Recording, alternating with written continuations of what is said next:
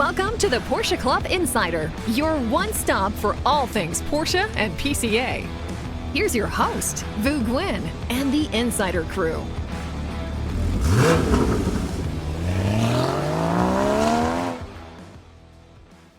Welcome to episode 123. Feels good to be back around the itty bitty desk. I was going to say that the tiny table. Yeah, so we have Manny Albin here, Damon Lowney at PCA National headquarters. Welcome back, everyone. We've done a couple things since we've been to Parade. Hopefully, you've enjoyed the most recent podcast. We've been doing quite well for the most part, I think. Yeah, a little change of pace, having different people to interview. Yeah, I have a few more when we got to Monterey. Now that we can be mobile with Damon taking care of the stuff that Robert did. He'll be able to give us the advantage of interviewing people that before we were like, it'd be great to be able to interview them, but Robert wasn't there. Yeah, so thanks again to you, Damon. Really appreciate all your extra efforts to make us mobile. It's pretty funny, some of the comments that people don't, I don't know, it's like, again, my mom always said, like, if you don't have something nice to say, don't say it. Like, somebody was complaining about the camera placement for... Well, not only camera placement, but seeing wires. Yeah. We're at, like, a remote location. I mean, I get it. We will definitely do it better, and I appreciate the constructive criticism, but, yeah, I thought that was a bit hard. I think we're just trying to get these interviews out, and the video was always sort of a bonus. Just a bonus, yeah. So keep that in mind as we're doing this. You know, we're really hoping that the interview and the content of the interview is actually what people are looking forward to and not just looking at our mugs, right? Yeah, exactly. But I think we've created something that's now probably like a top bar because most podcasts don't have a video component. Yeah.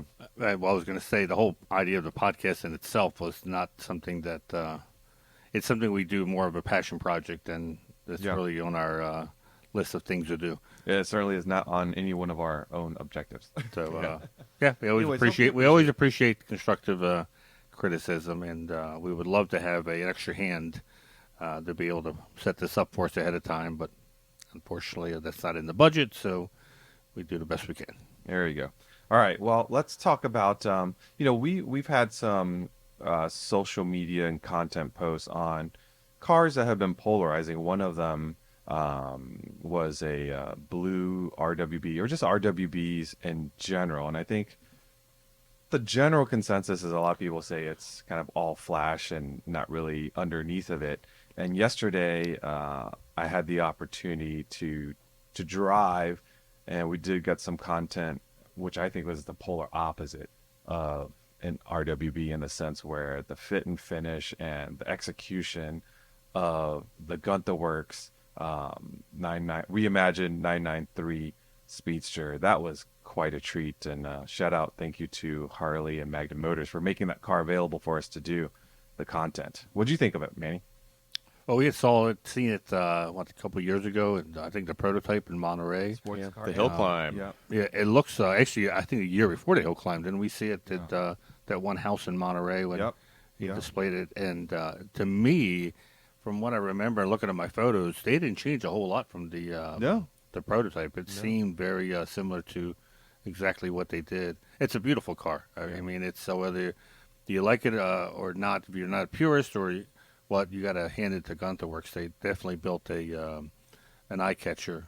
I didn't realize the tires were almost square. Mm-hmm. That was interesting. I would love to ask him again. Is this something that came out of styling, or did they find out handling wise it was better getting it almost square? Yeah. Not perfectly square. The front tires are a little tiny smaller, but it's almost square. Yeah. And shout out to Peter Nam and the folks at Gunther Werks, and I can answer that question for you, Manny. They've always were looking for more front end grip for a 911, and as your Cayman is set up, you pushed out the front wheels. You've got wider front tires, wider front wheels, wider front tires, square setup. Yeah, the tires on the front of the Gunther Werks car is 295 up front and 335s in the back. But I mean, if you look down the side of the car, it's almost square. I remember the GT3R, maybe it was 991 first gen. the race car, they actually made the front end, at least for Grand Am, I remember, was wider.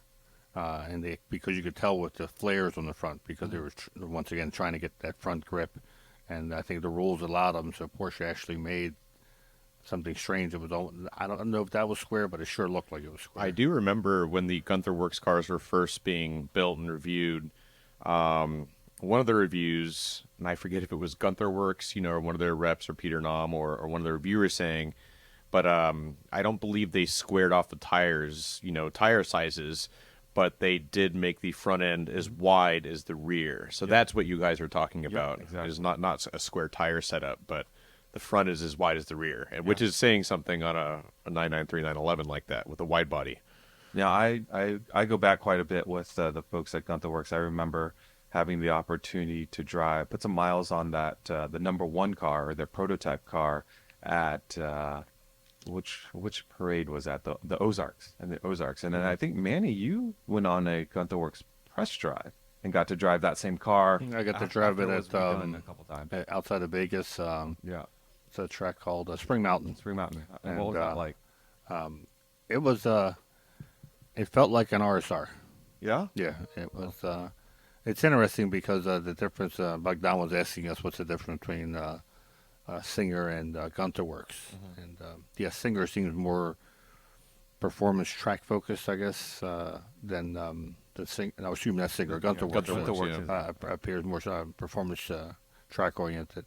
It was like a souped up RSR is the best way I could describe it. Yeah, and then again, the negative things that you typically hear about RWB is it's like all looks and doesn't have the performance to back it up. And with the Gunther Werks car, you can tell, like, the fit and finish and the detail is gorgeous, and yet you see the performance parts on it is like no joke. Like remote reservoir shocks, you see the 4-liter, was it 435 horsepower, naturally aspirated, 6-speed, custom gearing to match the engine. I mean, all of it is very dialed in for performance, and that's why they're at tracks quite a bit with their cars. I guess more recently with the prototype turbo at Laguna and such, like they're looking to make that not only a beautiful carbon fibered, all meticulous detailing, custom fitting seats and all that stuff, but it also can put down the lap times. Yeah. Those street vendors that are Michelin starred. They have that. That's what I look at RWB. RWB, he comes to your garage or wherever you have set up for him, and he makes the car right there. Yeah. Yeah, he smokes a cigarette, drinks, takes a Sawzall, looks like, cuts away, and makes. And that's part of the allure, right? That's part of the experience of getting an RWB, is having him come and do it right there and then. Whereas a Gunther Werks Singer is more like a restaurant Michelin star. Both of them are delivering a unique product. Yeah. It's just what the customer is looking for. RWBs, would I own one? If I had the money and I had space for the cars, it's a heck of a look. Yeah, and the thing is, I like RWBs. I'm an RWB fan. You have to keep in mind the price point of buying an RW kit and getting in line to have Nakai-san come and fit it, like you said, have that experience. I think it's like $125, $150 for the kit, and I'm sure you have to take care of the expenses. I mean, you're when you talk about a Gunther Werks Speedster, I think at retail, they're all sold out by now. There's only 25 of them. I think it started at around $850,000, and then Singers are, up there in price too, in the millions and stuff like that. So the price point is very different. And again, the RWB cars, that's up to the owner. Like, you bought the body kit and the installation, but you could take the interior and you could take the engine, to a level that is legit, so to speak. That's up to you. But not a lot of people do, because they're just doing it for looks. But like I said, I'm not trying to be negative on the RWB. It's just the difference between the cars. Yep. Yeah. So they're still car people. Now, Manny, you got to drive something new recently. The Cayenne GTS. It was down in Atlanta. It's been written about a couple weeks ago, and what's to say? It's a GTS. It's a the V8's back. Yeah, twin turbo V8. Nice. it's, and I think I titled my article, the Cayenne GTS is perfect for someone who doesn't want an SUV. Because when you're driving it, when you're pushing it, which we got the chance to drive it for, each journalist got at least 2.5 hours in the car driving. You forget you're driving an SUV. It feels like a Porsche. It feels like a heavier 911. You get to really toss it around in corners. It's not like you're driving what you would think traditionally as an SUV. Yeah, and this is where sometimes when I have friends and family looking at any GTS variant is to make sure that they want a vehicle that's more sporting in nature, because sometimes they shoot for like the higher trim level, but they're still looking for that plush ride. And I don't know if it's true with this GTS. Here's the cool thing about them is you can really change your Jekyll and Hyde with the driving mode, because it also changes the suspension. So if you want a firmer setup, because it comes with pads, and if you want a firmer setup, just put it Sport or Sport Plus, changes the whole characteristic of the throttle response. It becomes stiffer. If you just want to cruise and be in the 7th gear when you're going 45 miles an hour, that's what the normal mode will do. Can be. It's not high strung, but put it Sport Plus, it becomes high strung. It's taking the revs almost to red line in every gear, and it's great if you want to attack the twisties. Just reach down with your forefinger and thumb and turn the knob, and suddenly you got a whole different car than what you had before. How much power is a GTS pushing these days? You're asking me that, and sorry. I would say probably 480 or so, maybe. I think it's like 473 if memory serves me correct. It was like 453 beforehand. Territory power. Yeah, it's not lacking for 468. Yeah, okay, 468. There you go. I was close. I was close. Overestimated a bit. I just think it's cool that they brought back the twin turbo V8. Something tells me this is like the last of the last, right? Because we know some of the other cars that are going away to being full electric. At some point, the Cayenne will too. But we should remember, though, the GTS had the V8 before this generation. It was the S that had the V6, and they brought the V8 back for the S. So we had a 6-cylinder GTS 2 generations ago, and then remember the GTS we had for 2021? Yeah, that was V8. That was V8. So it was the S that got the V8 back. What was interesting, it really surprised me, was the sport exhaust. And Damon actually reminded me that, I think it was one of your complaints about the old generation. In the Panamera Turbo SE Hybrid was that you can't hear. Yeah, the number one complaint Porsche got, evidently, was inside the car, it was hard to hear the sport exhaust. Right. Outside the car, no problem. You heard it fine. Windows down, no problem. Right. Inside the car, people's complaint was you couldn't hear it as clearly as. Enjoy it. Yeah, and I guess it's subjective to what people like loud-wise. But now with this new one, they're piping in. It's not artificial. It's just amplified the sound of the exhaust through the sound system. Not the sound composer, so it's not natural. It's not sound being piped through like little holes and crevices. Yeah. It's through the speakers. So that means it's a digital sound. No, not really. It's a recording of the. Well, it sounds like it's a basically. microphone that's picking it up. And just then it plays through the speakers. Yeah. And how did it sound? I thought it sounded fine. I mean, I will. I'll probably get a lot of hate mail over this. I'll be so happy when Porsche can get rid of that snap, crackle, pop. Exhaust. I'll admit, when it first came out, I loved it. I thought it was the coolest thing in the world. I thought it was the coolest thing. But now that every Honda and Toyota slam down goes through the tunnel, and I got to listen to it, and it's horrendous. I don't like it anymore. I like it. I like sport exhaust. Yeah. I just because it's fake. It's we know that the whole crackle pop stuff is Porsche just injecting a couple drops of fuel extra, so it makes that popping sound. But yeah. So back to the digital noise or the recorded whatever you call it. Now is that something you turn on and off, or is that just always on? I think we hit sport exhaust. The button for when you do sport exhaust, it adds that to the sound system.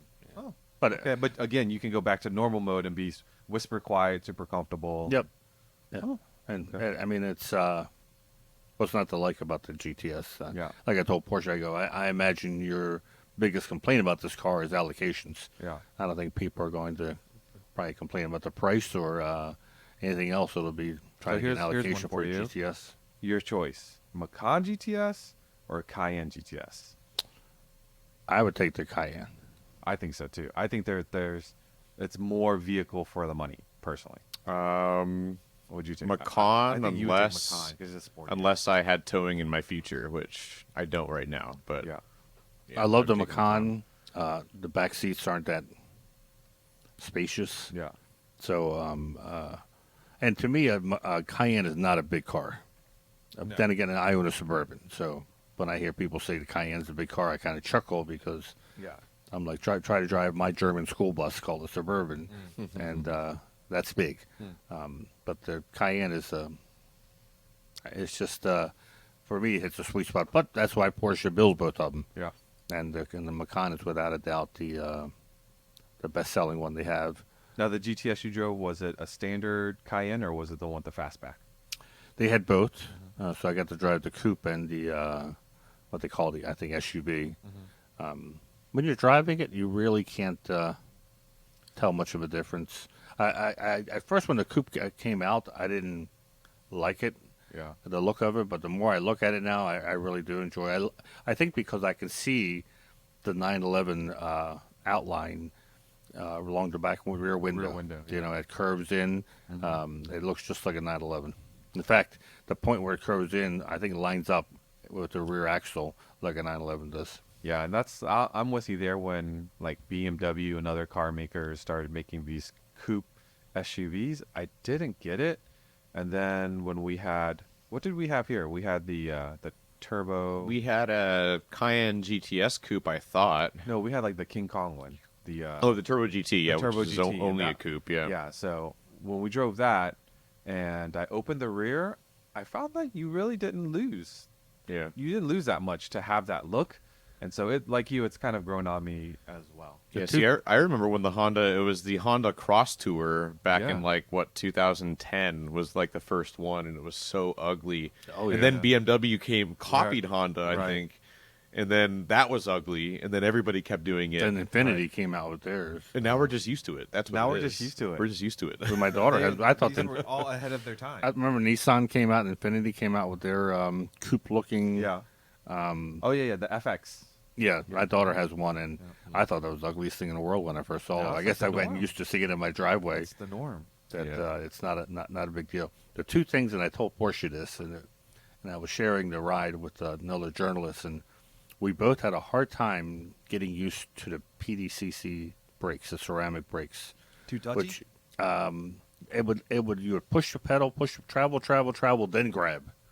Really? And what I've always loved about Porsche brakes is that I can get in any Porsche and immediately feel comfortable with the brakes, and that includes ceramic. I've never felt that much of a difference. Yep. Here, I had to, and the journalist also had the same issue where, and so by the time it grabbed, you're pushing really hard, Yeah. so it feels like you're driving, learning to drive for the first time because you're like making sudden jerks, trying to get know that used you to the normally brake. brake pretty hard too, right? Just with all the other cars I've ridden. Oh, if that was the case, I wouldn't have traveled so far. I would have that's traveled a little bit, and I should also say, you said PDDC, PDCC. PCCB is Or what we're talking about. PCCC. PDDC, Porsche Dynamic Chassis control. How Yeah, many that's the miles chassis are on the control. car? Do you think it's like a break-in thing? No, the funny thing, they said, well, these are German spec cars, and I was like, so was that? is German spec ceramics different than? And they said, not really. I said, so it's not that. The other thing it had, which once again, normally I just tell people get this option no matter what, is the rear wheel steering. Oh yeah. And here, and they had just tremendous roads set up for this this drive, and so we really got to truly experience the twisties. It felt like the front end was gripping too much, so the turning when the rear wheel steering was turning, it was it felt like it was giving too much input. Or And too much rotation. I would turn the wheel, and I'm like, "Oh shoot! I should have turned it a little bit later, or I didn't realize it was going to keep on turning." Once again, something that I've never felt before because I love rear wheel steering. But Just back up to brakes. Just an announcement for those of you that own a 2020 to 2025 Taycan. Brake lines have been recalled for cracking. I think they're recalling like 30-some thousand of the cars. Only 5% of them are affected, and you should be getting a notice by August if your particular Taycan's affected. And also, if your lines do start to crack, the car will give you a warning. So just a little heads up on that news flash. Like that's not stopping? Is that the warning? No.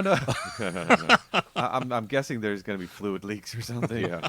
But not a laughing matter because it's brakes, but just for those of you that own Taycans, be in the know, or if you have friends that have Yeah, Taycans. if you have a brake fluid leak, you're going to probably be able to tell really quick. Yeah. Because your pedal's going to have a lot of travel. It's interesting you talk about that PCCB being that way, because when I was test driving or on a tour with a Taycan, PCCBs are always really touchy when you first get on them. no, this one I experienced kind of the same thing as Manny. It was like it was a lot of pedal effort, and it was more than I was used to. And I'm like, and it would stop, but it was like a lot more pedal effort than I There was. was a used to. Taycan. It was Is a that the one we Taycan. had in... So the brakes aren't even being used in the Taycan until you're like 80 or 90% on the pedal. Maybe that's why. So that probably wasn't. But then the more recent the more recent Taycan Turbo that I drove, I didn't have that issue. I was going to say, yeah. When I drove it, I was fine with it. Interesting. Yeah. So I don't know. So I've always, in all our 1 mile reviews and things over the years, PCCBs are always touchy when you first touch the pedal, but then they firm up and are nice and easy to modulate. And then the steel or the iron disc brakes are usually a little bit less touchy on the pedal, which I like a little bit more. And then they firm up when you're on the brakes. And this just seems opposite. Yeah, I've never had that issue with ceramics. So- Like I said, I've always liked the fact that I could get into any Porsche and the brakes felt at home right away. Yeah. Did we talk about how my favorite brakes are going away? PSCBs. Porsche surface coated I brakes. know we have. I forget if we've talked about it on the Yeah, podcast. so if you're familiar with the Porsche surface coated brakes, these are the ones that are the white calipers. Not all the time, though. Not all the time, but Yep. yeah, when they are white, they definitely are it. But it's just the Porsche. It's in between steel It and has a tungsten carbide coating on and the. it has like a mirror finish on the rotor. I love those brakes, but they are going away, sadly, Yeah. simply because they won't really have a need for them when Electric. And they're really expensive. Yeah. It's almost No, like they're why? not. Yeah, Yes, they they are. are. They're more than more than half Yeah, the when cost we- of PCCB. we did this PCCBs Macan to thing, replace. Yeah. Oh, but they're not as expensive. Was it as Yeah, well, if you're 5 paying 10 grand for like discs for the PCCBs, you're paying like 7 grand for the PSCBs. is that much? Yeah, they're so Oh, expensive. I didn't think it was that much. Yeah. I thought so- it was like half. So even half is immediately, still- the reason you would get PSCBs think- thinking they're less expensive. I think out for the the- Macan, he said there were 5,000 Yeah. each. As an option or to replace. It was like 4 to 5, or 600, 5 to 600 for iron, Yeah, and then 5,000 a piece to replace. for the Porsche. It's surface less than coated. the PCCBs, but Yeah. it's still more Doesn't than make you half feel what it better, is. though. Yeah. Because in my head, I'm going times 4. Yeah. Holy cow. Yeah. But to have clean wheels, I mean, Well, you know me, so yeah.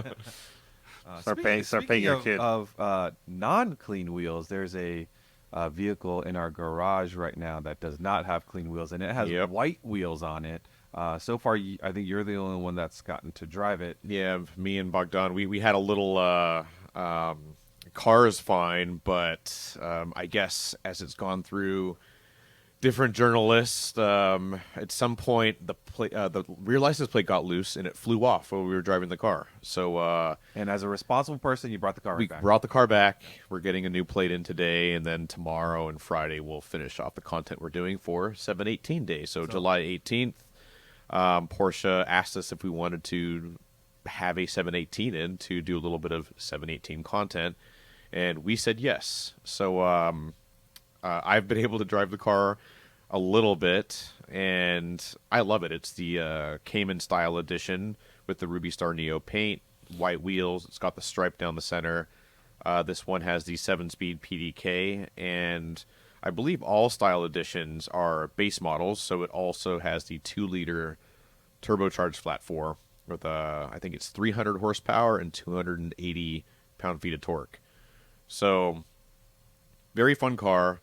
The engine is the big difference between this last of the internal combustion engine 718s and Caymans versus the naturally aspirated of the very first one. So I took my car out with Bogdan and the Style Edition and compared, and I have to say that 4-cylinder, the way it delivers power, The torque is so awesome. And the torque, yeah, it has turbo lag, being the non-variable vane turbo. It's just the regular big turbo. So you can feel the turbo lag and the boost threshold, and if you're below like 3,000 RPM, the throttle isn't super sharp. As soon as you're over that, sharp throttle, tons of power, and enough to get the rear end to play around a little bit, something you can't really do with my car unless you're doing something super dangerous, going too fast. So it's been a really fun car to drive. And then tomorrow we will drive a little bit more, finish up our content.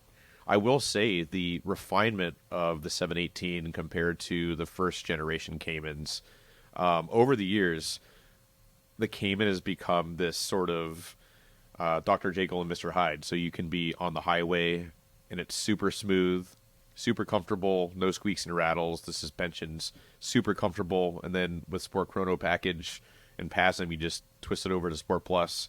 And it's immediately almost as stiff as my Cayman on aftermarket suspension, ready to tackle the back roads. Now, I know you're a diehard manual person, but I think a PDK transmission matched to that engine is perfect in the sense where it takes advantage of every little bit of that motor, whereas a manual may not be. PDK automatic transmissions, whether dual clutch like PDK or torque converter automatic, usually hide the turbocharged characteristics of a turbocharged motor a little bit better than a manual transmission does. In a manual, if you're in second gear and low revs and all of a sudden you need to go somewhere, you're going to have turbo lag. You're going to have to shift down to first maybe to get that punch. But in the PDK car, it'll shift for you seamlessly, and you never feel like you're wanting for power. So it does fit. Did you feel the shifts? If you put it in a Sport Plus, it'll shift quite a lot. But if you keep it in normal mode, it's going to act like just your everyday automatic transmission. That's good. It shifts up to the top gear really quickly. Yeah, exactly. Now, if you had to lay out your own money, would you do manual or would you do PDK? Because it's a 6-speed manual in that car. Yeah, it would be a 6-speed. That's a tough one. But what you're going to use it for? Yeah, for autocross and track. Yeah. That's a 50-50. It would have to be how am I feeling that day. But I'd be the sort of person who would start left foot braking a lot more if I had PDK. So I'd probably go PDK. You know, especially let's say if I'm 36 now, maybe when I'm 46, my body will be a little achier and all that. I'm not going to want. I had nothing to do with that. It's 100%. I would go manual. Go manual. Without for autocross and every day of the week, twice on Sunday, I would go manual. Yeah. Because I look at it usage, and for autocross would be such a small percentage of your time of usage. Yeah. And I have, I mean, if I would have to drive my BMW as an automatic, it would be such a boring ride. But it's so fun to be able to downshift a couple gears and pass people. And like the tour I did with Chesapeake, it's just rolling for the gears. It's no, definitely. It's to me so much fun. Is the PDK more efficient, better? Well, without a doubt. I mean, I'm not arguing that. But for a fun factor, the one thing for me is that you can service a manual transmission better, and I do all my own work. So if I get a PDK, all of a sudden, you know, why would I ever take the transmission off the car? I'm not going to do the clutches. So how did you like rocking Ruby Star Neo? It's not my thing. Everybody's looking at you. Everybody's looking at you, and you don't realize it because you're behind the wheel, and you can kind of see the Ruby Star popping up on the hood, you know, and the edges, but you don't really think that you're in a Ruby Star car. Yeah. But if you look at anybody on the road, our phones, what's that? Are people? I haven't really seen any phones. Oh, okay. But pretty much anybody that's passing me or that I'm passing, if I look at them, I can already their heads craned. They are definitely looking at the car. Because did you take it out to like Western Maryland? That's when we tried to. We almost got there. We were heading there. Their license plate's there. Yeah, the license plate's somewhere on the side of the road. But I don't know if we're going to get out that far tomorrow since time is an issue. But what was your question? No, just what was it like to drive a Ruby Star? Oh, I I like colors, obviously, and I would rock that color. The white with steel brakes, that would drive me a little crazy because I know you drive 5 feet and they're full of brake dust. But it does look. It's a beautiful car. Yeah, I don't know. It's not. I wouldn't do it. I think, and I've said this before. I think there's a lot of people who don't yet regret buying Ruby Star Neo for their cars, but probably will once that fad is over. I would get it. I would get Yeah. it. Yeah. Because, I mean, it wouldn't be a daily driver. Yeah. And I think it's a cool color. Yeah, I would get the Gentian blue, and I think blue looks better with white wheels anyway. oh, that would be cool. So- I do think that would look cool. Did he offer that? Now, here's the thing: is Ruby Star Neo, you have to go into it much like I told my father when he got his Speed Yellow. I was like, "You love it, right, Dad? You love it, enjoy it, and that's why you're getting Speed Yellow, because when you go to sell it, you're gonna have people that absolutely love it, and then people that just won't buy it. So, Yeah. Well, I think Ruby Star is probably going to be more polarizing than Speed Yellow. I was about to say it's going to be Yeah. more polarizing. So you got to, when you go to sell it 10 years down the road, just know that. But again, buy it because you like it. Don't buy it for resale. I don't think, 15 years ago, most people wouldn't be caught dead driving basically a pink car. Most people. And nowadays, it's just, that's why I think it feels like a fad to me. I don't think it's going to last. It could be. Yeah. I mean, I think colors anyway. are always. Yeah. They colors are, yeah. always All a colors fad. are fads, I guess. Look at Yeah. forest green. Like in the 90s, every single car, it felt like on the road was forest we had a green. Tahoe in Forest Green. Forest green Tahoe, forest green Camry, forest green Mercedes. And I avoid forest green now, But now whenever you I go buy on a the car. highway, what happened to all those forest green cars? They've just disappeared. Yeah. Like completely disappeared off the face Well, of the earth. the fad ended. They stopped making them, and And they nobody rusted bought 'em, away and- or ended up in the junkyard.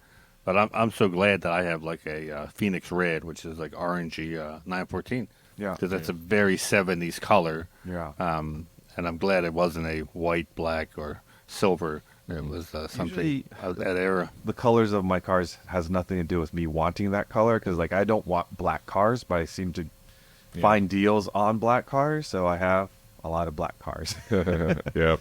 Yeah, I wish I had more fun colors, but those usually don't come cheap, and there aren't a lot of those, unfortunately. Anyways, if you haven't had the opportunity to sign up for our newsletters, go ahead to PCA.org and sign up for e-brake news. We have Mart Fresh news, and what's the third one? Performance news. Yeah, So for our 4-doors. all of that is free. So Yep. go to PCA.org and make sure you sign up there. Let's get into the news before we bring in our guest. First one, we talked a little bit about this. It has to do with, actually, I'm jumping around here, so let me go back to how Porsche is doing in terms of deliveries for the first half of the year. And in some ways, pretty darn strong. 155,945 cars worldwide. That's a lot of cars. That's a lot of cars. I think it's down in totality a bit, 7% down from 2023. but most of that is that from China. So in Germany, they're up 22%. And in Europe, they're up overall 6%. In North America, down 6%. China's a big one, down 33%. Yeah, I remember it was a big one. And part of North America was the fact that they have the new Macan coming out, the new Taycan, and everyone was saying the Taycan's falling apart because every dealer's discounting them. They're discounting the first gen because they know the second gen's coming in. Sure. And just like any car where you got a newer model coming in, the dealers are trying to get them off the lot as quick as possible. And I'm sure Porsche gave them sales incentives to move them off the lot so they can bring the new gens in. So with Germany's uptick, do you think people were like buying what they can in terms of ICE because they will be going to full electric? No, a lot of it was the Macan EV. Really? Mm. Really? Yeah. Oh. Yeah, that's doing very well for Porsche in Europe. In the big picture, it'll be interesting to see what happens with gas engines cars in the next couple of years as Porsche phases out those cars and brings in more EV. Well, that's a perfect segue to the next topic you have, and that's the timeline of EVs. We got a lot of confirmations. Yes, Porsche announced the end of the world. Into the world. Folks, it's not the end of the world. We still With have their the fact that they're going to cease making the. Well, we knew the Macan EV was. I thought it was going to last longer, but 2026 is the last year, and right after that, it's going to be the Boxster Cayman. And I had been told this when I went on my press trip that as soon as the first Cayman Boxster EV is built, the ICE version will cease to exist, and so it's coming. Don't be sad. Be excited. See what Porsche comes out with a fun sports car that's electric. So Porsche brought the Macan electric, the white one, to Porsche Parade, and we got to kind of open it up and sit in it. We didn't get to drive it. I think it was a German spec or European spec vehicle, but it's a good-looking car. Mm-hmm. It's a good-looking. That session had a full house too of people as Porsche went over a presentation on what the Macan EV was and better understanding it. And if you didn't read my article recently, we had the opportunity to have the Taycan during parade, and again, it's funny to hear people be so polarized and like ice only or embracing EV. The beauty is right now we have the choice, and if you have a home and you can charge at night, I can totally see where a Porsche EV would make sense. Like me personally, if I could charge my Macan or Taycan at home, like there's no range anxiety for your daily use. For 95% of your driving, you're gonna be just fine. It's those long trips that you might have to think it out a little bit more. But on those long trips, you might just hop in your Honda Odyssey with gas until the network gets better. So I'm excited about it. My biggest thing is that as cheap as I am, pricing wise, right? Like there's a premium for these cars. As Manny talked about, the first generation Taycan prices are falling. Now I'm starting to get excited because I'm seeing Taycans that are 4 years old. Yep. In the 50s with like low mileage. There's a premium when they're new, electric cars, but right now, electric cars on the used market, I believe, are cheaper than gas cars. Imagine a Taycan 4 as your daily driver, and let's say you spend 50. That means, a Camry now is like 40. Mm-hmm. So for 50 in a 4-year-old Taycan. I would love to have a Taycan daily driver. I think a little bit more on the salary of a PCA employee, and that's more going to probably be a Hyundai or Kia or some EV6. other major manufacturer who's comes in with a reliable but inexpensive electric car. Yeah. I mean, I was kind of jealous when I saw the price to charge the Taycan up 91% at Buc-ee's. Yeah. It was $17.77. Yeah. And it only took us, 20 minutes? Mm-hmm. Yeah, but I mean, we didn't get a chance to start eating our sandwich when we got word that it was charged up. And I love Bogdan's face as he looked at it, and I looked at him and I said, "What's it cost to fill up your Corvette?" He was like $80. Yeah. I was like, wow, $17.77. The other big question is people were saying, they're no fun to drive. They're just a golf cart. Well, I can tell you, driving that Taycan, and you got to spend a little bit of time in the Taycan, it's a fun car to drive. Trust. Yeah, you forget that it's a Porsche. It's one thing Porsche has done very well is keeping it the feel of the Porsche. I'm sure that was the mandate from the board that this has to feel like a Porsche. Otherwise, it becomes an appliance or a commodity where they all feel the same. So Porsche has done a very good job of maintaining that feel. And here's the thing. Looking forward to it. I know there's probably going to be comments that says that we're probably coming across as fanboys about all of this, but you can't say anything until you've actually driven one. If you've actually driven one and driven one at a pretty good clip and didn't have fun, feel free to comment. But there's so many people that are chiming in that I find out they haven't even driven one. It's like, come on, drive one. We want you to like these things as much as we do. So I don't say I don't care. Yeah. But it makes no difference for me if you like them or not. I'm just saying, make your comments or criticisms based on facts and not what you're hearing from other people. And they're not going to outlaw gas cars. They may not be making them, but they're not going to outlaw them. And Cars and Coffee, I think people still get excited Yeah. with the gas cars because, especially the ones you can see the engine. I mean, the new 911s, you can't even see the engine. Not even talking about the Boxster Cayman. But the older cars where you could see the engine or any muscle car, that's part of the fun is looking at to see what they did with the engine and the plumbing and whatnot. It'd always be there. So selfishly, do you think the ICE Porsches that we have now with the push for EV is going to make our cars more valuable? I don't know. Yeah. Remember they said that when the 991.1 ended, it was the last of the normally aspirated regular 911. That was also the end of the world. Yeah. And it was going to go turbocharged. I don't see anyone saying, I just want to buy 991.1 because it's normally aspirated. Because the turbos were such good cars.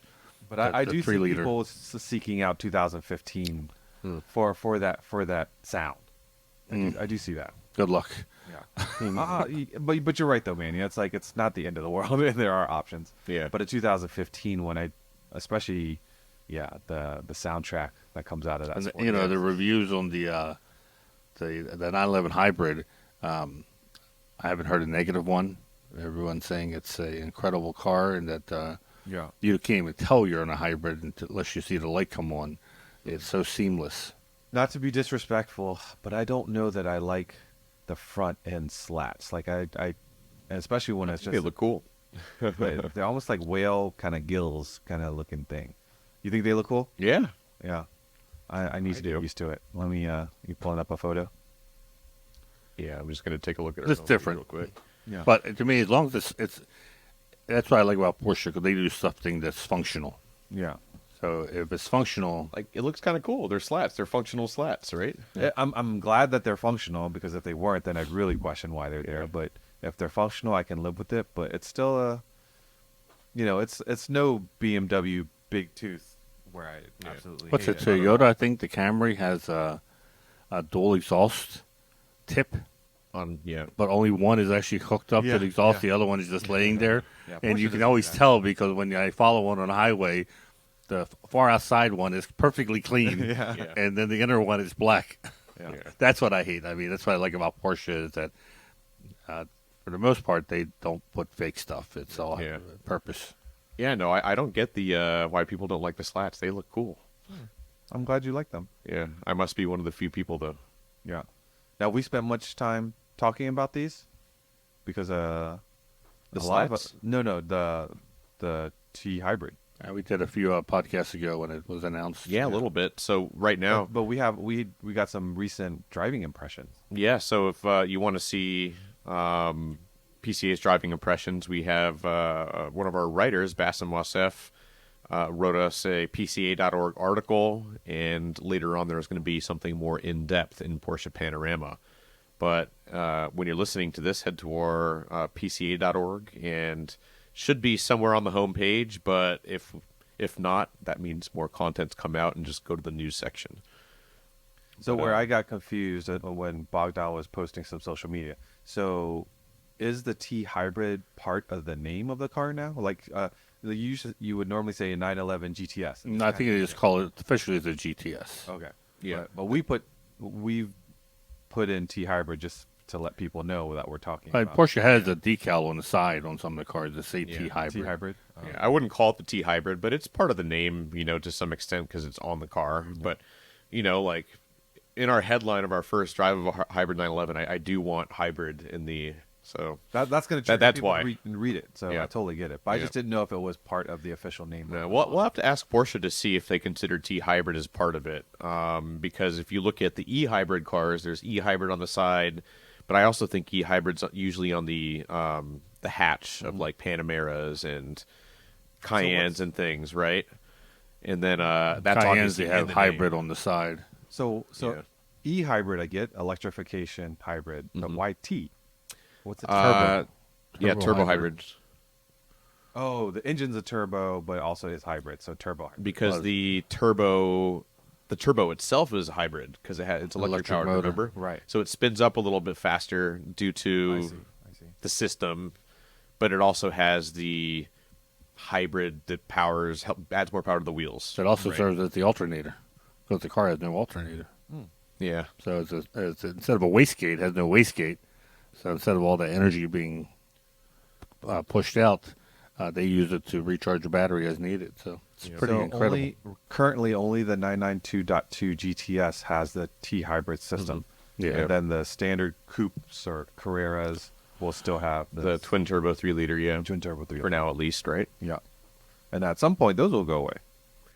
You got to think, yeah, at some point, but I mean, we'll see, because this T hybrid system probably is not like improving fuel economy all that much. It's a performance It's enhancer. more performance. It's for emissions. It helps keep that Lambda 1 all throughout the range. So for emission wise, it does a great job. Yeah. But I always help, and this is what got me when it first came out. People were freaking out because they were thinking Prius hybrid, not performance hybrid. And I even told Porsche when I was on the Cayenne drive, I'm like, you wish you called it something other than hybrid, because people aren't reading the articles and immediately judging what it is. And I wish you could put on the side of the car, read the article before you judge, because it's a phenomenal piece of engineering that they've done. Imagine having the turbo ready to go, it's all spooled up anytime you need the power. Yeah, exactly. They're all the advantages of e-power they're putting in for performance, and not, like you said, not just for mileage. But let's kind of zoom out. In the automotive industry, there's been a lot of talk with some of the manufacturers kind of backing away from electrification and going back into ICE engine development. And hybrids, really, and yeah. Hybrids is a I new thing. I think people were so averse to full electrification, they now accept hybrid a little bit more. So, well, I think you gotta, if you really dig deep, they're not really backing down. It's I don't think so, but I think in people's mind, though, they think that hybrid is. There's a great interview on Smoking Tire with was it Jim Farley, the CEO of Ford. Yeah, they're going all in. I mean, they're still making incredible ICE cars, but they're in for EV. There's no doubt. That's what the ultimate the goal is. And so is Porsche. Same thing with Porsche. It's nothing that Porsche is saying, well, maybe we should look back at this hybrid. And this stuff has been decided a long time ago. This isn't something that they're just thinking about and or on the fence or experimenting. It's the way they're going. I think what people are realizing, as we realize, is that, the charging infrastructure is just not where it should be for people to have seamless operation of an electric car, especially if they don't have a home charger, right? So, I don't know, I feel like people have felt that they've been forced to buy EVs, and if they felt that way, bought an EV, and then realized that the charging infrastructure isn't all that great, they're going to be angry about it. And that's why hybrids are doing so well in the U.S. right now, is because we, in the U.S., as opposed to Europe, don't have that infrastructure. Yeah. So the best way to reach those emissions goals and fuel economy goals, while keeping ease of use in mind, is a hybrid. Yeah. A plug-in maybe. Oh. So we'll see that a little bit longer. All right, well, let's bring in our guest, because we did something pretty special here at PCA. Cool. All right, we got Sim Jim at the table. Yep. Sim Jim Bob. Hello. Yeah, he's normally he's known as our marketing director, but in today's podcast he's known as Sim Jim, because you're kind of the sim PCA sim racing guru. And well, I wouldn't go that far. Yeah, well, I'm impressed at how well you do, because you have a pretty basic setup. A lot of folks have elaborate systems and such, and Basic is kind. yeah, I think you race at like your dining room table, right? Yeah. Yeah, I should show you pictures of that. Yeah. So my wife, when I told her I wanted to do this 24-hour race, she's like, "Well, where are you going to do that?" And it's like, "Well, in the my office next to the bedroom." She's like, "No," because just like I am now, I had headphones on and a microphone, and I'm talking to 3 other people for 24 hours straight, and driving, and as when you drive, it's click, click, click, click when you're shifting. Yeah. And she's like, no.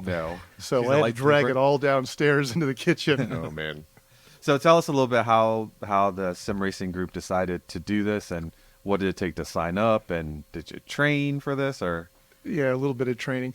Well, what I think is so cool about this is, to me, this is just a very good example, a great example of how cool PCA is. It's just a bunch of PCA members. They're all volunteers. This was when this started. I think it was towards the end of 2018 we started first talking about sim racing. And just a bunch of people that are in the club that like sim racing, they like Porsches, they like Porsche sim racing. And it just kind of developed over the years, starting with short races and then going to race series and then going to endurance racing. And, this group, they call themselves the PCA Sim Racing Steering Committee. They meet once a week. I think they're still doing it Sunday nights. And so they just keep pushing the boundaries and said, why don't we do a 24-hour race? I think the last longest was 6 hours. So they said, let's do 24. And I thought, boy, that sounds pretty Big cool. jump. Yeah. Yeah. How many people did they get signed up to a race? Well, there was 30-some teams, 34 teams, I think, of 3 or 4 driver teams. So I think the number was over 100. And it was the Le Mans course? It was the Circuit de la Sarthe. Yeah. So what's cool about iRacing is, and you guys know this, they laser scan all these tracks. So when you're sitting there staring at your computer screen, it looks just like what you'd be seeing through the windshield of a race car. So we did the full Le Mans circuit with the chicanes and I also heard. So I'll have to preface this. So Gran Turismo has had dynamic weather for years, but iRacing finally added it. Yeah. And that happened in the race, didn't it? Yeah, we had, so these, Doug Atkinson, he's the chair of PCA Sim Racing, and he likes to throw curveballs and kind of shake things up. So we had evening fog, and then we had morning fog with a little bit of rain. Now, luckily, I was not in the car for the rain part, and I just heard afterwards there was some rain. I was like, oh, I'm glad I missed that. And how many people were on your team? So my team was, we had 4 total. Okay. So, And how much time did you drive total? Well, if you follow, I'm a huge Porsche motorsport junkie, and if you followed the Le Mans race, the real race, Andre Lauderer only had about 4 hours of drive time on his team. Yeah. And Lawrence Van Thor, I think, did like 12 hours. Wow. So I was telling the group I was driving with, I'm the Andre Lauderer of the group. It's like my lap times weren't as fast, so it's like, what's the just like real racing, we would have been disqualified if I would have been under the fair share minimum. Oh. So I had to drive just enough time, and so since I got through my stints and we were still somewhat competitive, I was like, okay, you guys take it the rest of the morning because I don't want to screw up our. And if you want to read about Jim's full journey through the race, you can head to PCA.org and you can read about his account. Yes. Right. If you go to the news section and scroll down a little bit. Yeah. Damon's a publishing monster, so there's a lot of stuff in there. But if you scroll down. So how do you physically change drivers? Since in real racing, obviously one driver gets out, the other driver gets in. But when your co-driver is probably in another state or country, how does that transition happens? Yeah, good question. So, we had to organize everything to begin with. And in that story, Damon mentions there's a picture of Steve. So my teammates, Bob and Jake and Steve, we had to come up with the plan before. And Steve had this monster spreadsheet that told us everything we're going to do. When I'm driving, when I'm getting tires, gas, and all that. So then I just have to be there at that time. So I there was one point where I had to be back on at 1:30 in the morning. So I tried to go get a couple hours sleep, just like the real drivers do. But I'm just so nervous that, it's like, I couldn't sleep because I was thinking about what I need to do at 1:30. So at 1:30, I just sit back down. And when I think it was Bob Rose was driving, he pulls into the pits. I can see everything going on the track. I can see our car. I can change views. So I'm basically spotting for him towards the end where I'm looking ahead saying, yeah, there's cars up here, or you got a slower car you got to pass. And then when he pulls in the pits, a little light comes up saying, do you want to switch drivers? And I just click yes. So you click in. Yeah, I just click in, and then he's out and I'm in, and all of a sudden I see the cockpit again. Oh. And good thing I'm with these guys that know what they're doing, because they're pulling into the pits, clicking buttons to, let's change tires, let's change them all, or change the rights or lefts, or how much fuel do you want? Do you want to adjust anything? Mm-hmm. If I had to do that while I was pulling into the pits, I would have had several more pit lane speed violations. Yeah. Which my story does reference. I got one of those. But yeah, you just click the button, and next thing you know, you're in the cockpit, and then you take off and drive, and you got your headphones on so you can hear everybody else. And some of these guys are really good at it. So while they're driving, we're all talking. Hey, what do you guys have for dinner? When I was driving, no one said anything. Don't distract Jim. Don't screw up Jim's concentration. So this was an international race, so it wasn't just PCA members who were racing with us, correct? This is one of the few that they opened up to sim racers outside of PCA. Okay. So trying to bring others into the. So it was like Porsche Club Great Britain, I feel like, was in there. Yeah, we opened it up. And then it was really well done. If you at the story Damon's talking about, if you look to the bottom, there's in different segments the recorded live broadcast. And if you watch the beginning, you'll hear John Hinhow, the guy that's like the voice of Radio Le Mans. He got on and did the initial broadcast for us. And nice. So it looks like a real race. It sounds like a real race. Yeah. And I think this is a strategy Porsche is going to need now to win Le Mans with the 963. Yeah. Every car in here is a Porsche. Well, that's what we said. It's like the chances Porsche of will Porsche winning this race is pretty good. Yeah, pretty high. How many classes were in the race? So there's 3. So there's a 963, the prototype, and then we had the 911 RSR, which is now the retired GTLM GTE car, the mid-engine 911, and then the current 992 GT3R, the GT3 spec car, the GT3R. So we had those 3. So when I found out about this, I thought, when am I ever going to get a chance to race at Le Mans? I mean, when I was a teenager, I wanted to be a race car driver. I didn't even have a driver's license yet, so that ship has sailed. So this was the chance to do that. And so I didn't want to drive one of the slower cars. I wanted to be in a prototype, do the Steve McQueen thing. Wow. But I'm glad I did, because that was the only chance I had of passing anybody, because the 2 other classes were slower. So I'd see them coming, I'd wait to get through a corner, and I'd just go blowing by them on the straights. and I'd rather be the guy passing than the one dodging these prototypes. What does disconnected mean? Does that mean somebody tripped on a wire? And So you'll probably see Aaron Ambrosino get disconnected a lot with that. What happens is those guys will actually drive. They'll drive with their VR goggles. So they'll be logged in with their VR goggles so that it looks, the realism is just intense.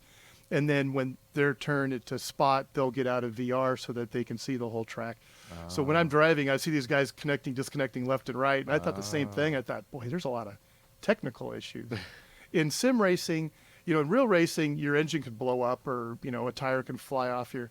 In sim racing, you have the internet to contend with. That's like the mechanical. Right. So some people actually lost connection, and then they're, now you're scrambling to get logged back in. But no, you can still keep racing, right? Mom, hang up the phone. No. Yeah, you get disconnected. Now you could get the car back in the pits, and someone else can go, but it's time consuming. Oh wow.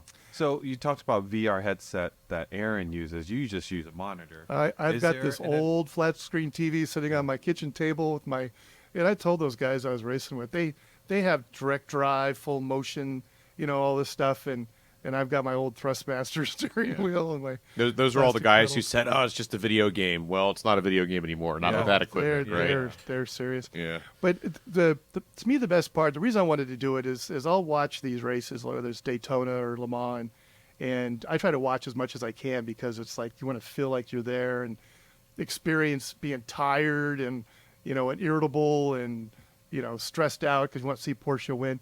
That was what I wanted to do with this, is experience that side of it. Yeah, you're not in the real car and all that, but everything else was real. I was nervous, I was sweating, and when I got in that first, and that's how I started the story.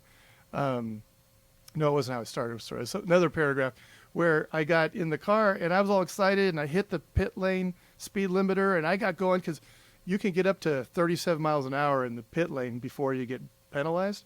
But you can hit the button, and then you can spin the wheels. So you see them do that in real life. And I'm going, and I'm like, okay, now I'm really ready to go. And I released the limiter too fast. Oh no! I didn't go all the way over the line, and instant black flag. And I was like, I've been waiting, I've been practicing, I was ready to go. And I had to go around the track and go in and sit and hold for 15 before I got to go again. I was like, Well, there you have it. If you can't tell how excited he is to do all this, so what did they say? The cars aren't real, but the racing is. oh, it was. So if you want to try your hand at it, head over to PCASimRacing.com. There's a lot of tutorials too. If you're not sure what you need to buy to get started, there's a list of what you can buy. As I said, Jim races with a very modest sim racing rig, but they also have like a recommended kind of mid-range racing rig. And then, of course, for those of you that want the best of the best, they will quickly spend your money, and you can go out racing when maybe your car is not able to, and hang out with some pretty cool people. Yeah, the neat thing about it, I'll end with this is, PCA has the largest car club sim racing program in the world. There's no better for a car club. There's no better sim racing program than what PCA has.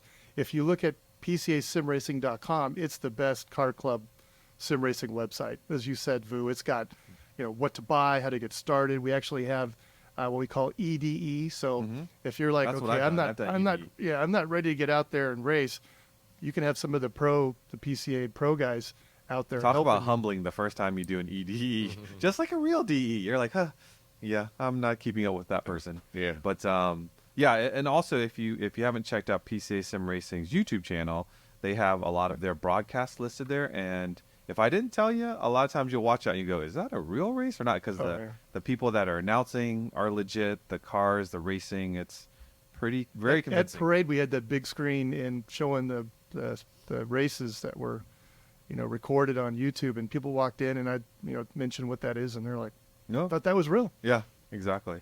Hey, you want to talk a little bit videos that we have since Yep. we were last together? The Nathan Mers 911 SC guide video is finally out. Oh, you've asked for it and now you got it. Yep, you asked for it, now you got it. So please, let's get those views above 15,000 at the very least. But I think that one's going to be one that's going to simmer, because that's very specific of wanting. It's an hour and 45 minutes. Yeah. Which is, I watched the whole thing. I mean, if you really like the geekiness of the smallest minutia, this is an awesome video. If you just want to learn about SCs, just do it in segments. But like several people came up to me at Cars and Coffee and said, I hadn't thought about an SC, but after watching Nathan's video, I think I want to buy an SC. Yeah, right. Yeah. We're literally pumping the price up of each car every time we drop these. No, it was very, very, very heavily requested, I believe, the 911 SC. And I learned something. I did not realize you could buy from the factory a 911 Turbo Tail. For an SC. For the For an later, SC. I think later, right? The earlier ones, like Bob Gutjahr's, is the black Well, that was tail. the first one, the ugly tail. Then you can get the turbo tail. Yeah, because so many times you see a turbo tail on like an SC, you're thinking, oh, I'm sure it was aftermarket, but Usually it was. Usually it was. But you could order you it. could have ordered it. So that throws things into the mix. That's interesting. How many Yeah. people ordered it Yeah. new like that. So, So yeah, very good. You video. asked. It's out there. Please watch it. And also there's an accompanying pre-purchase inspection video for the 911 SC. A lot of that stuff applies to most Porsches, even water-cooled Porsches. You can get a lot of good info. But what are some of the things you should look at on a car before you even think about spending money at a shop for a pre-purchase inspection? That video is actually an hour too. There's a lot of things you can do before you take it to a shop. It doesn't require a lift, just requires eyeballs and a little bit of common sense. So go watch that as well, particularly if you're in the market. And then we also have, talking about Nathan Mers content, we have a Tech Tactics Live that we filmed with Nathan Mers at Parade that will be releasing very soon, likely before you hear this video. And Did we title it "Nathan Gets to Vent"? No, that was the another video that we did. He did that on Tech Tactics Day. Oh, that's right. That's right. This was Tech Tactics Live, so he had vented already by the time he did. That's right. yeah, exactly.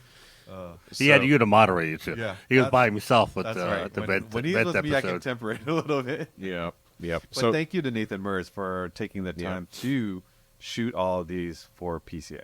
yeah, 4 videos. We've released 3 of them. No, 5 videos, because we still have a 928 video from him and a Carrera 3.2 versus 993 versus 964 video. And then I know he has other ideas that he wants to do, and that we would love to join him on at some point. So yeah, lots of thanks to Nathan Mers for the things that he does for our YouTube channel and PCA in general. So watch his videos. We also have coming up later this week will be July 18th or 7/18 day. So look out for a video on July 18th. And we're encouraging people to post photos of their might as well. 7/18 on on social media, on YouTube, Facebook. Sure, but Facebook, Instagram, all that stuff. 7/18 day. Yep, Bogdan will have some content, so we'll be sure to let you know that it's 7/18 day when that day comes around, and to post with some hashtags. So the Nathan Tech Tactics Live and that video are the two coming up. And that is basically our video schedule right now. Yeah, so perfect time to remind you, if you enjoy this episode or any of the videos, please give us a like. We definitely read the comments, and of course, subscribe. I believe we're just 6,000 subscribers away from that 100,000 mark. Yeah, I think we're getting there. Right around so there. Each and every one of you that are watching, listening, please subscribe and get us to that marker. 6,500 left. All right.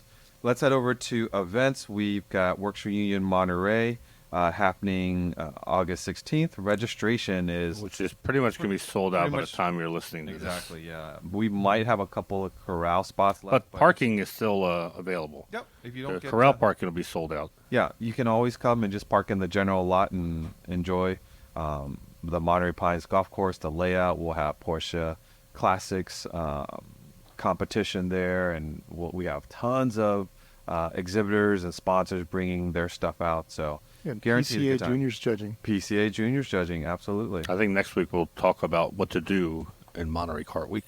Okay, very good. Registration opens September 4th for Unstock. Our event will be on the 17th of November. I think you have here 9. So yeah, November 17th. We will be in Corona, California at Eibach Suspension's headquarters. So Which is a factory. It's a factory. It's very cool. It's going to have the same kind of vibe as HRE had last year, industrial, and they're going to let us park cars inside. So if you've never been to a spring factory, that is was very cool to tour, and they're very excited about us coming.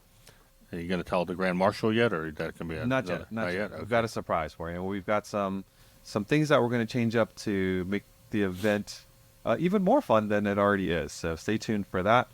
Next week, by the time you listen to this, I'll probably start packing to head to Alaska. 850 people or so heading to Alaska for what will be surely an epic event. For those of you that are interested, we have PCA Insider bottles, T-shirts, and mugs. And if you're looking for a PCA Insider decal, just send a message over to podcast@pca.org. Anything else before we wrap this up? All good? Well, thank you for listening. If you aren't currently a PCA member and own a Porsche, what are you waiting for? Be sure to have your VIN handy. If you're looking to buy a Porsche, we can unlock some resources. Head over to pca.org and join the test drive program. Remember to follow our podcast Instagram page. Behind the scenes photos and videos, Porsche Club Insider, all one word. And again, if you want to send us a note, you can always go to send it at podcast@pca.org. And again, we love the like, the comments, and the subscribes. Until next time, stay safe, and we'll catch you down the road.